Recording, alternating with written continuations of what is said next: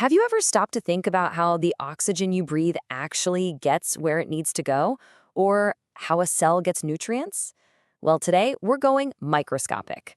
We're diving deep into the incredible border control system that governs every single one of your cells.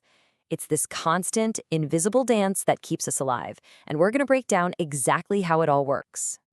I mean, just think about it. Your body is like this massive city with trillions of citizens, and those are your cells.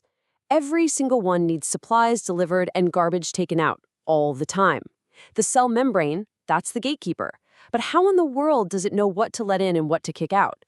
It's not just some simple wall, it's an unbelievably smart and sophisticated system. To really make sense of this whole cellular border thing, we can split all the methods into two main categories. And it all boils down to one super simple question. Does it cost the cell energy or does it happen for free? That right there is the key difference we're going to explore.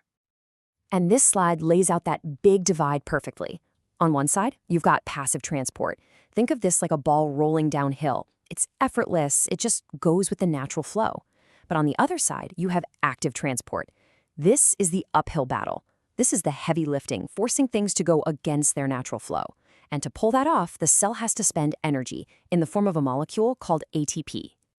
So let's start with the easy routes, right? The methods that don't cost the cell a single bit of energy. These processes are just driven by the basic laws of physics, and they're happening naturally, all the time, all over your body. First up, we've got diffusion. This is the most straightforward type of transport you can imagine. It's like if you drop some food coloring into a glass of water, right? It doesn't just stay in a clump. The little particles naturally spread out until they're evenly mixed. Well, that's diffusion in a nutshell, just particles moving from a crowded area to a less crowded one. And the amazing part is, this happens with zero energy cost to the cell. The most vital example of this? It's happening right now as you breathe. When you take a breath, your lungs are packed with oxygen. That oxygen then just naturally diffuses into your bloodstream, where there's less of it. This is exactly why, if a patient has a condition that messes up diffusion, their oxygen levels are going to drop. It's a direct cause and effect.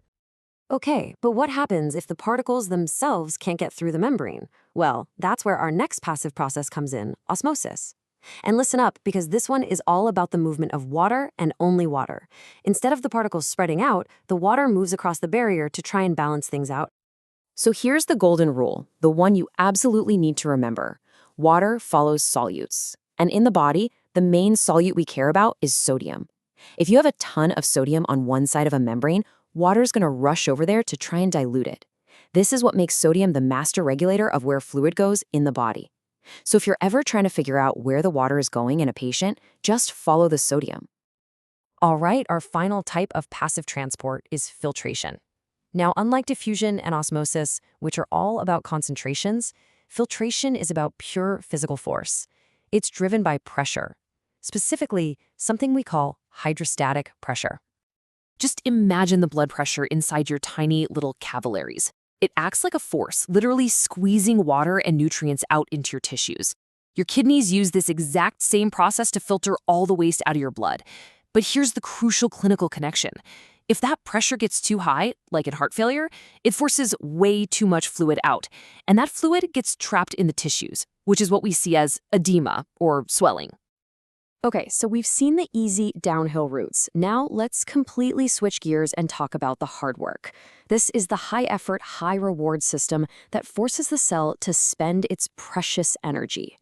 This is active transport. You see, active transport is all about going against the natural flow. It's about moving something from a place where there's not much of it to a place where it's already crowded.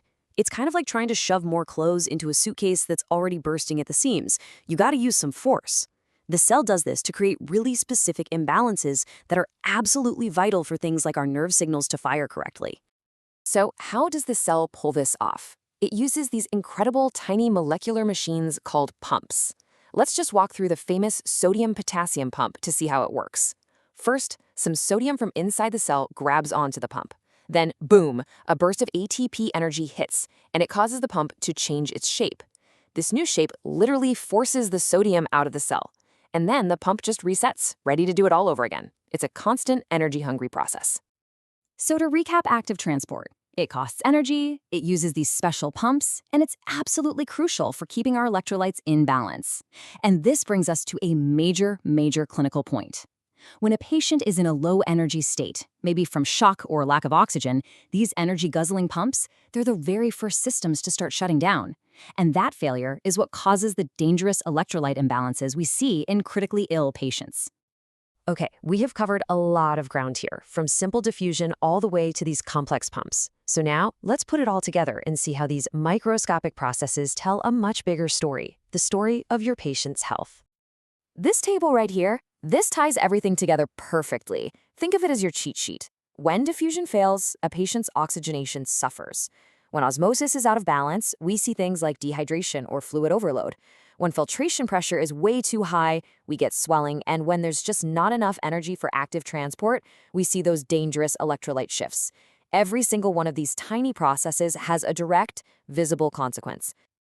And that's really the big takeaway here. The things you actually see in a patient, their breathing, their fluid status, any swelling they have, it all starts right here at this microscopic level. When you understand these fundamental rules, you can finally understand the why behind the symptoms you're seeing.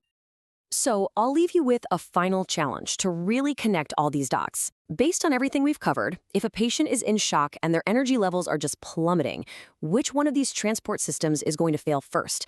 And what's the clinical sign you'd be looking for as a result? Think about it. Thanks for tuning in.